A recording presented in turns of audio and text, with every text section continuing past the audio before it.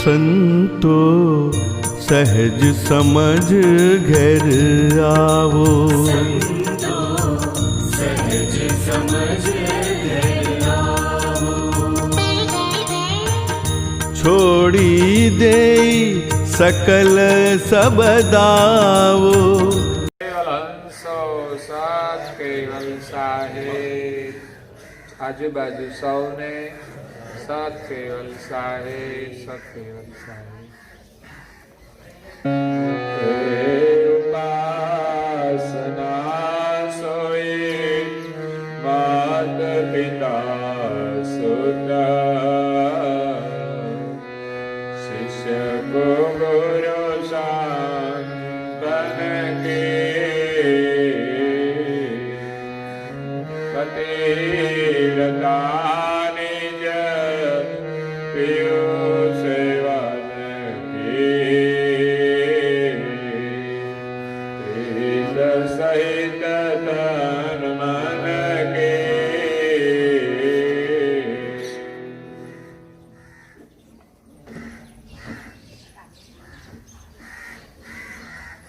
પ્રાય ભક્તજનો, જ્ઞાન સંપ્રદાયના દેશ સ્થાપક, અનંત બ્રહ્માંડાધીશ વિશ્વ નિયંતા, સકર્તા સર્જનહારના પરમ વિશેષ અંશ, અનંત અંશો કે તારણહાર, પરમ મોક્ષના દાતા, महान समर्थ परम श्रेष्ठ परम विभूतिवान, परम दयालु परम कृपा निधि, सर्वज्ञ दिव्य परम गुरु श्रीमद करुणा सागर महाराज श्री,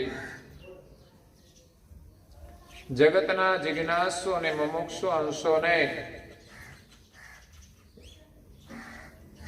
यथार्थ જ્ઞાનનો ઉપદેશ આપતા स्वरचित सकृत चिंतामणी ग्रंथना 10મા અંગની બીજી ચોપાઈને વિશે ઉપાસનાનો મહિમા સમજાવતા એમની અલૌકિક અમૃતમય વાણીમાં કહે છે કે ઉપાસના સોઈ માત પિતા સુત શિષ્ય કુ ગુરુ સંતન की। આ સંસારમાં દરેક જીવે પોતાના કલ્યાણ માટે, જીવનમાં સુખ શાંતિ માટે ઉપાસના કરવી જોઈએ, આરાધના કરવી જોઈએ। પૂજ્ય શ્રી અચરતબા સ્વરચિત અચરત સાગર ગ્રંથને વિશે કહે છે કે ઉપાસક બીનું અંશ કે કારજ કબુ ન હોય। ઉપાસના કર્યા વિના કોઈ જીવનું કલ્યાણ થતું નથી। એટલે સમજી લેવું કે આપણે જીવનમાં ઉપાસના અવશ્ય કરવી જોઈએ, પ્રાર્થના અવશ્ય કરવી જોઈએ। જ્યાં સુધી આપણા હૃદયમાંથી પ્રાર્થનાનો પોકાર ન થાય ત્યાં સુધી સર્જનહાર આપણને એમના શરણમાં લેતા નથી। જ્યાં સુધી પરમાત્માને પામવાની વ્યાકુળતા ન આવે ત્યાં સુધી પરમેશ્વરના દર્શન થતા નથી। ખરેખર જેની સાચી ભાવના હોય, જેનામાં વ્યાકુળતા હોય પરમેશ્વરને પામવાની, એને જ પરમેશ્વર મળે છે। કોઈ કિંમતી વસ્તુ ગમે તેને મળતી નથી, એનું મૂલ્ય કરનાર હોય એમને જ મળે છે। એમ સર્જનહારનું મૂલ્ય કરનાર જે કોઈ હોય એને પામવાની એનામાં વ્યાકુળતા હોય, સંસારના તમામ સુખોનો પરિત્યાગ કરીને, મોહ મમતા છોડીને પરમેશ્વરને પામવા માટે વ્યાકુળ થાય એને જ પરમેશ્વરની પ્રાપ્તિ કહેવાય. અને વ્યાકુળતા છે એ જ એમની ઉપાસના છે, એ જ એમની પ્રાર્થના છે.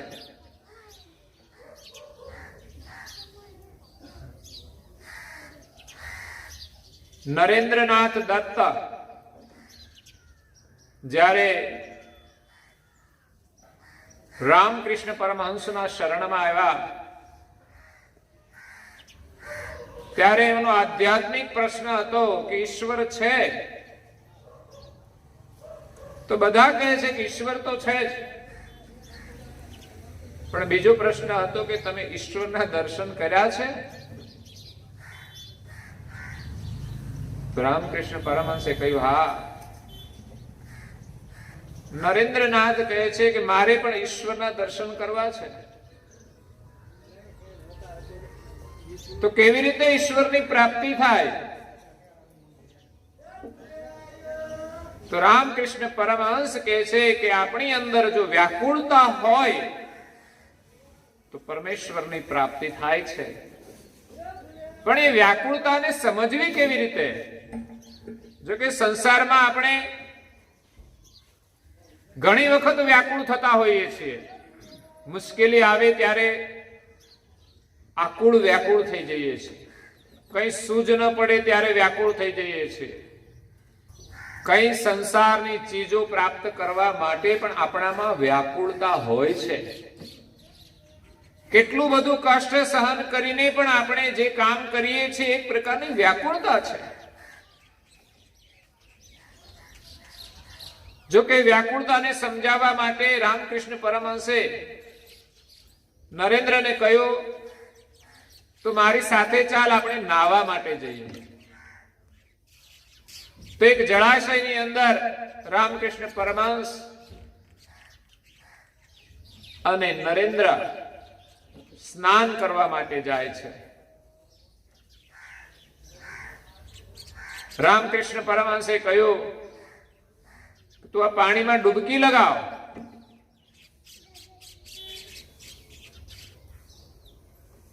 પરમેશ્વરને પામવા માટે પણ આપણે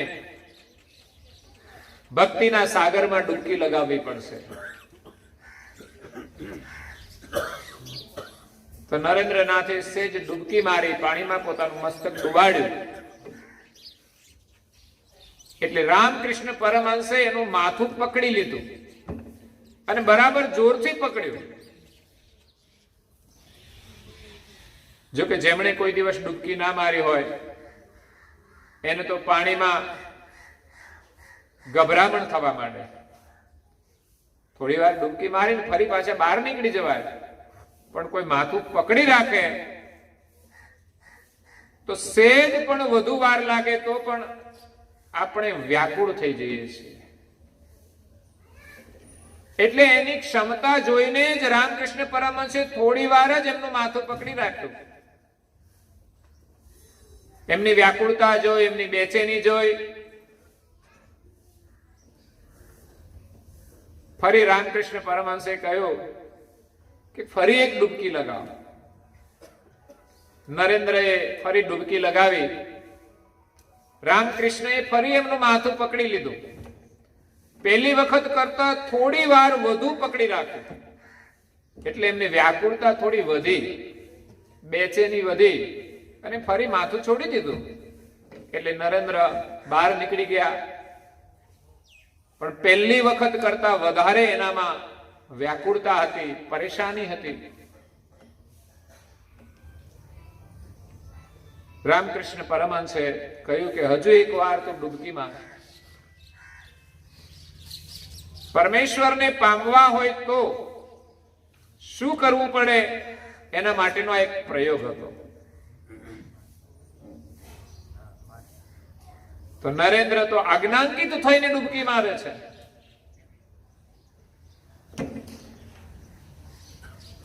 ત્યારે રામકૃષ્ણ પરમહંસે ત્રીજી વખત નરેન્દ્રનું માથું પકડી લીધું.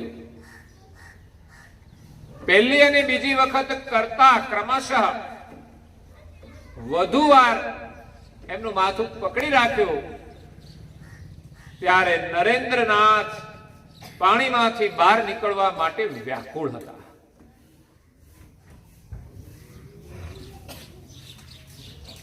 પણ જ્યારે માથું છોડી દીધું અને પાણીમાંથી બહાર નીકળ્યા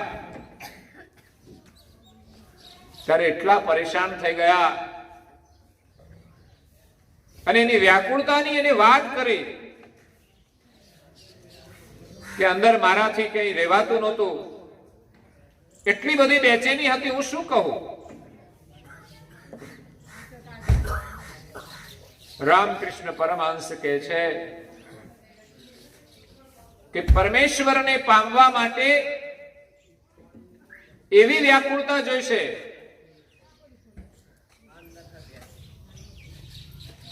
જેમ ક્રમશઃ મેં તારું માથું પકડ્યું ત્યારે પાણીમાંથી બહાર નીકળવાની જે વ્યાકુળતા હતી, પ્રથમવાર જે વ્યાકુળતા હતી એના કરતા બીજી વખત તીવ્ર વ્યાકુળતા હતી અને ત્રીજી વખત તર તીવ્ર વ્યાકુળતા હતી. વ્યાકુળતા, તીવ્ર વ્યાકુળતા અને તર તીવ્ર વ્યાકુળતા. તો જ્યારે આપણી વ્યાકુળતા વધીને તીવ્ર બને અને એમાંથી તર તીવ્ર થાય ત્યારે પરમેશ્વરના દર્શન થાય છે. એટલે પરમેશ્વરને પામવા માટે આપણામાં એની ઉપાસનાની વ્યાકુળતા જોઈએ. આપણે સવારે અને સાંજે જે કરીએ છીએ એને આપણે ઉપાસના કહીએ છીએ, ઉપાસનાનો પાઠ કરીએ છીએ. અને દરરોજ આપણા ઘરમાં થવી જોઈએ એવો મારો આગ્રહ છે, એવી મારી વિનંતી છે, એવી મારી પ્રાર્થના છે. ભગવાનના આશીર્વાદ ક્યાંય બહાર નથી. તમે ચાહો તો તમે ઘરમાં જ લઈ શકો છો. ઘરની અંદર ઉપાસનાનું એવું વાતાવરણ હોવું જોઈએ કે બધા જ પરિવારના સભ્યો જો ઉપાસના કરે તો ઘરમાં શાંતિ બહારથી લેવા ન જવી પડે. શાંતિ માટે મનોરંજનના સાધનો ન લાવવા પડે. શાંતિ માટે તમારે બહાર ક્યાંય નહીં જવું પડે. તમારા ઘરમાં જ તમને શાંતિ મળી શકે છે. પણ જ્યારે ઘરની અંદર આ વાતાવરણ નથી હોતું, ઉપાસનાનું આ સંસ્કાર નથી હોતા, ત્યારે શાંતિ અને આનંદ માટે લોકોને મનોરંજનના સાધનો વસાવવા પડે છે. એટલા માટે પછી ટીવી લાવવું પડે છે. નહીં તો મનોરંજનના સાધનની કોઈ જરૂર નથી. આપણે ત્યાં મનોમંજનના સાધનો છે કે ઉપાસના દ્વારા આપણું મનનું મંજન થઈ જાય. વગર સાધને આપણે આખો દિવસ પ્રસન્ન રહીએ અને જીવનમાં મુશ્કેલી આવે તો પણ આપણે હિંમતથી એનો સામનો કરી શકીએ એવી શક્તિ પ્રાર્થનામાં છે. પણ જે ઉપાસનાનો પાઠ છે એ પ્રાર્થના બનવો જોઈએ અને પ્રાર્થનાની અંદર સંવેદના હોવી જોઈએ, પ્રાર્થનાની અંદર લાગણી હોવી જોઈએ, પ્રાર્થનાની અંદર વ્યાકુળતા હોવી જોઈએ. પ્રાર્થના ત્યારે બને છે કે જ્યારે પ્રાર્થના કરતા કરતા આપણી આંખોમાંથી અશ્રુ નીકળવા મળે ત્યારે સમજવાનું કે આ હૃદયની જે વ્યથા છે, વેદના છે, સંવેદના છે એ આંસુઓ દ્વારા બહાર નીકળે છે. અને એ પ્રકારે આપણે પ્રાર્થના કરીએ તો ચોક્કસ આપણું હૃદય શુદ્ધ થઈ જશે, આપણી વૃત્તિ શુદ્ધ થઈ જશે અને પરમેશ્વરની જે વ્યાપક શક્તિ છે એની સાથે આપણું અનુસંધાન થઈ જશે, એમની સાથે આપણી એકતા થઈ જશે. તો અનંતની શક્તિ આપણામાં આવશે અને આપણને એક અદ્ભુત આનંદનો અનુભવ થશે. ઉપાસના કોઈ સામાન્ય પ્રક્રિયા નથી. આપણે અત્યારે સવારે જે ઉપાસના કરી, પાઠ કર્યો એ અર્ધો જ કર્યો છે. ગુરુ મહિમા હજુ બાકી હતો. ખરેખર ગુરુનો મહિમા અપરંપાર છે ને આપણા ઘરમાં જો ગુરુ મહિમાનો પાઠ થાય તો કેટલો બધો લાભ થાય કે આ જીવને સંસારના દુઃખોમાંથી હંમેશને માટે મુક્તિ મળી જાય. એવો પરમ ગુરુનો મહિમા છે, ઉપાસનાનો મહિમા છે. અને ગુરુ મહિમાનો પાઠ કરીએ, ગુરુનો મહિમા સમજીએ અને એની ઉપાસના કરીએ તો સમજવાનું કે આપણા શિર ઉપર પરમ ગુરુ બિરાજમાન છે. ગુરુ ચિર છત્ર બિરાજે જેને, દમે કેમ કાળ માયા જગતેને. સંસારમાં એને કોઈ દુખી નથી કરી શકતું ત્યાં સુધી કે કાળ પણ એનું કશું બગાડી શકતો નથી. માયા પણ એને દુખી કરી શકતી નથી. દુખી કરનાર બે પ્રબળ તત્વો છે, એક છે કાળ અને બીજી છે માયા. માયા આપણને પરેશાન કરે છે. ઘડીક રમકડા આપે, આપણે ખુશ થઈ જઈએ, ફરી પાછા રમકડા લઈ લે છે. આપણે વાસ્તવિકતાને સમજતા નથી એટલે દુખી થઈએ છીએ. ક્યાં આપણી પાસે રમકડા હતા જન્મ્યા ત્યારે? આપણને મળ્યા તો ઠીક છે, આનંદ કર્યો, પણ જતા રહે તો એમાં શોક કરવાનો શું? મળ્યું છે એક દિવસ, બધું જ છોડવાનું છે. પણ અજ્ઞાનતાને કારણે આપણે દુખી છીએ. પણ જેના ઉપર ગુરુની કૃપા હોય, જેના હૃદયમાં, જેના જીવનમાં, જેના પરિવારની અંદર ગુરુ જ્ઞાનનો પ્રકાશ થાય, એના માટે સંસારના નશ્વર પદાર્થો માટે કોઈ હર્ષ શોક નહીં હોય. જરૂરિયાત છે, વસ્તુને ઉપયોગ કરે છે અને કદાચ ન હોય તો પણ એનું કોઈ દુઃખ નથી. સંસારમાં માણસો દુઃખી નથી, પણ બીજાનો જોઈને દુઃખી થાય છે કે એમની પાસે છે ને મારી પાસે નથી. જરૂરી છે કે નહીં એ વિચારતા નથી. પણ સંસારની નશ્વર ચીજો માટે આપણે દુઃખી છીએ કે મારી પાસે નથી. પણ ખરેખર આપણી પાસે જે છે એનો મહિમા જાણતા નથી. પરમેશ્વરે આપણને કેવું ઉત્તમમાં ઉત્તમ માનવ શરીર આપ્યું છે, છતાં પણ લોકો એવું માનતા હોય છે કે મારી પાસે કશું જ નથી. તને માનવ શરીર આપ્યું છે એનું તને મૂલ્ય નથી, એટલે તું એમ કહે છે કે મને મારી પાસે કશું જ નથી. માનવ જીવનનો મહિમા સમજે અને એનો જીવનમાં સદુપયોગ કરે તો સંસારમાં એને બધું જ મળી શકે છે. પરંતુ જે છોડીને જવાનું છે એ કદાચ ગમે તેટલું મળી જાય તો પણ આખર આપણા માટે કશા કામનું નથી. પણ આ માનવ જીવન દ્વારા તો આપણે એવું પ્રાપ્ત કરવાનું છે કે આ શરીર છોડીને જઈએ તો પણ આપણી સાથે આવે, બીજા જન્મમાં પણ આપણને સુખ આપે. અને આપણી પાસે એવું હોય કે જે આપણી પાસે છે આપણા પરિવાર બધાને સુખ આપે. અને એ જ છે ઉપાસનાના સંસ્કાર, ભક્તિના સંસ્કાર, સેવાના સંસ્કાર, સ્મરણના સંસ્કાર, ધ્યાનના સંસ્કાર. આપણી પાસે એટલી અદ્ભુત શક્તિ છે જેને આપણે જાણતા જ નથી. એને પ્રાપ્ત કરવા માટે મહાપુરુષો કહે છે તમે ધ્યાન કરો. સાચું જ્ઞાન ધ્યાન દ્વારા થશે. પુસ્તકમાંથી વાંચીને મેળવેલું જ્ઞાન એ તો માત્ર જાણકારી હોય છે, પણ એ જ્ઞાન અનુસાર આપણે જો ધ્યાન કરીએ, જ્ઞાન અનુસાર આપણે જો ક્રિયા કરીએ તો એના દ્વારા જ્ઞાનનો અનુભવ થાય છે અને એ જ સાચું જ્ઞાન છે. તો જીવનમાં દરેક વ્યક્તિએ પૂજન કરવું જોઈએ, એ પરમ ગુરુની ઉપાસના છે.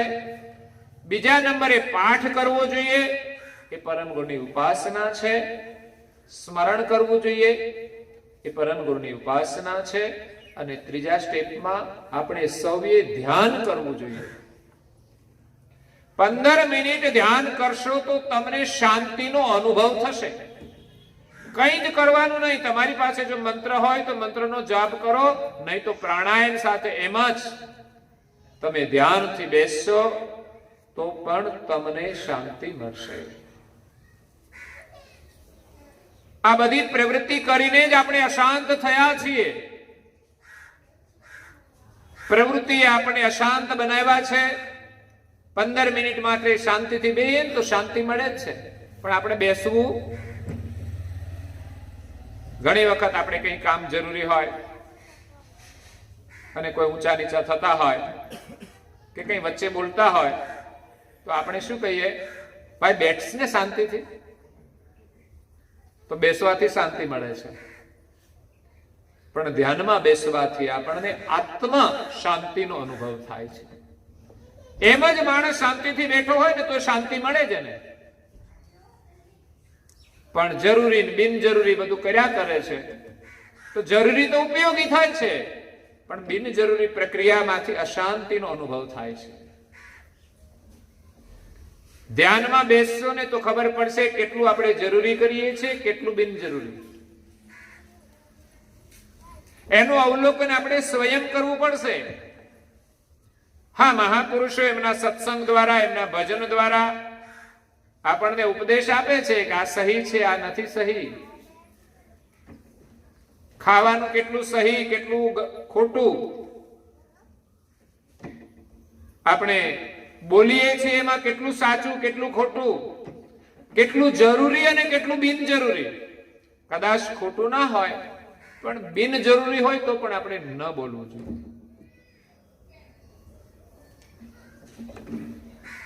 પહેરવાનું કેટલું જરૂરી, કેટલું બિનજરૂરી. આપણા ઘરમાં વસ્તુઓ કેટલી જરૂરી ને કેટલી બિનજરૂરી. જરા સાફ સુફી કરો ત્યારે ખબર પડશે કે આમાંથી કેટલું કામનું છે, કેટલું નકામનું. 1 વર્ષ સુધી આપણે ઉપયોગ ન કર્યો તો આપણને એમ થાય કે આ જરૂરી છે કે નહીં. લાગે કે હાલો ને ક્યારેક જરૂર પડશે, પણ એમ કરતા કરતા તો કેટલા વર્ષો સુધી સાચવીએ છીએ પણ એનો કોઈ ઉપયોગ કરતા નથી. 12 મહિને માળિયા ઉપર ચડાવી દઈએ, ફરી પાછું કાઢીએ, સાફ સુફ જ કરીએ.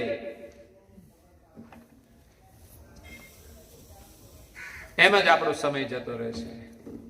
એટલે બિનજરૂરી વસ્તુઓના સ્મરણમાં, એની સુરક્ષામાં આપણો સમય જતો રહે છે. એટલે જ્ઞાન દ્વારા આપણે વિવેક કરવાનો છે કે શું કરવું જોઈએ, શું ન કરવું જોઈએ. તો પરમ ગુરુની ઉપાસના કરવાથી આપણને કેટલો લાભ થાય. ગુરુ ચિર છત્ર બિરાજે જેને, દમે કેમ કાળ માયા જગ તેને. પીડેન પિતૃ યક્ષ દાનવ દેવ. સાચો પરમ ગુરુ સાથે અહમેવ. જો ગુરુ મહિમાનો પાઠ કરીએ તો ખબર પડે કે ગુરુ મહિમાથી કેટલો લાભ છે, ગુરુ કૃપાનો કેવો પ્રભાવ છે. પીડેન પિતૃ, આપણા જે પિતૃઓ છે એ આપણને પરેશાન ન કરે. મારી દ્રષ્ટિએ તો કોઈના પિતૃ કોઈને નડે નહીં, પણ છતાંય લોકો કઈ જ્યોતિષ પાસે જાય અને એમ કે તમારા પિતૃ નડે છે, ને આપણે માની પણ લેતા હોઈએ છીએ. અને ત્યારે જ માનવું કે આપણા પિતૃને આપણે હેરાન કર્યા હોય તો માનવાનું ચોક્કસ નડે, નહીં તો નડે. તમે મા બાપની સેવા કરી હોય, મા બાપ ખુશ હોય, એ મા બાપ કોઈ દિવસ તમને નડે નહીં. પણ મેં ગઈકાલે કહ્યું તો એમ એક વિડીયો જોયો તો એક પુત્ર એના પિતાને દંડો લઈને મારે છે. આપણને દયા આવે, જેમ પ્રાણીને મારે એમ એના પિતાને દંડો લઈને મારે છે. હવે એ પિતા મૃત્યુ પામે પછી એને નડે કે ના નડે? એ દંડા માર્યા હોય એટલે પછી એનું ઋણ ચૂકવવું પડતું હોય છે. એટલે ખરેખર તો મા બાપ નડતા નથી, પણ આપણા કર્મ ચોક્કસ નડે છે. મા બાપ તો એટલા બધા દયાળુ હોય છે કે સામાન્ય તમે પરેશાન કરો ને તો પણ હંમેશા એ પુત્રનો ભલું જ ઈચ્છતા હોય છે. તમે સામાન્ય વાતોથી એનું અપમાન કરી દો તો પણ એ શાંતિથી બેસી રહેતા હોય છે. જોકે થવું ના જોઈએ. આપણે અનુભવ કરવો જોઈએ કે આ માતા પિતા કોણ છે. અને વાતથી પણ એનું અપમાન ન થવું જોઈએ. આપણામાં એમના પ્રત્યે સેવાનો ભાવ હોવો જોઈએ. અહીંયા દિવ્ય પરમ ગુરુ એક વાત એ પણ કહે છે કે ઉપાસના સોય માતા પિતા સુત. માતા પિતાની સેવા કરવી એ પુત્રનો ધર્મ છે, પુત્રની ઉપાસના છે. પરમેશ્વરને પ્રસન્ન કરવા હોય તો પ્રથમ માતા પિતાને પ્રસન્ન કરવા જોઈએ.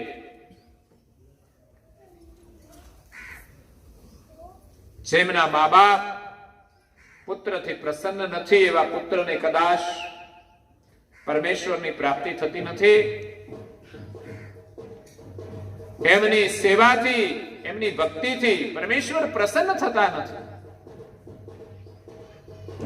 કારણ કે ઘરના જે મા બાપ છે એમનો જે ઉપકાર છે એ મા બાપને જો પ્રસન્ન ન કરી શકે તો પછી પરમેશ્વર કેવી રીતે પ્રસન્ન થશે? કદાચ એમની ભક્તિ સ્વાર્થની હશે. જેમણે અનંત ઉપકાર કર્યા છે એમની સેવા ન કરે તો પરમેશ્વર પ્રસન્ન થતા નથી.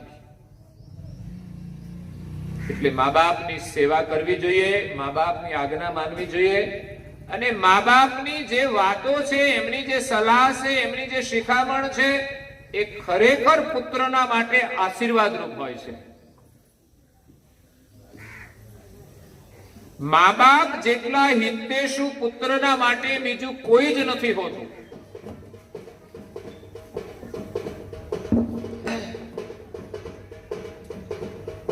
એક પહાડની અંદર તળેટીમાં એક લક્ષ્મણપુરા નામે ગામ હતું.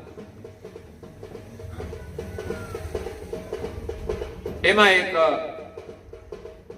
બ્રાહ્મણ રહે.